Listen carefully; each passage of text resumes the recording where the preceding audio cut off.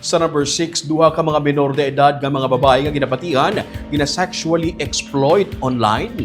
Tigayon nga na-rescue sa PNP sa Bacolod City.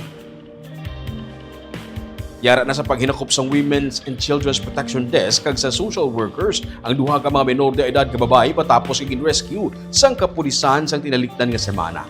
Sa inisyal nga impormasyon sa WCPD, ginapatihan nga ginpuhaan sa video ang duha ka mga biktima kag ini ang ginabaligya online. Gisiling ni Police Captain Maria Liberty Indiape, pamuno sang WCPD, kag gin-refer sa mga nagalalaing nga mga ahensya sa ila nga may ginaligar biktima sang online sexual abuse and exploitation of children sa syudad. Matapos ma-verify sang kapulisan ang report, ilang nga gin-rescue ang duha ka babae nga nagaedad 13 kag 14 anyos.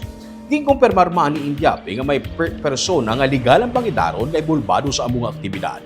Ginalantaw sa kapulisan nga posible isa ka organisado nga grupo nga yara sa likod sang sininga kriminalidad. Nagaparahin pa ang pagpangusisa sang WCPD sa sininga kaso. Ang mga balatong is diri sa may siyudad sa Bacolod. Yes. Mga female. Intervention.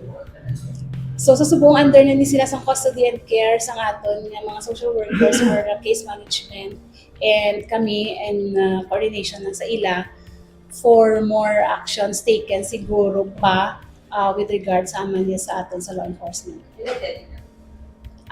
Dira sila sa mga 13 to 14 years. Initially, paano sila na-involve sa sila Sa subong pa dayon na investigation natin.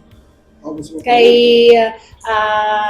ang aton nga lead agency sa higher headquarters, so kita nag-assist kag naghahatag sang mga support sa aton nga mga higher headquarters para sa sininga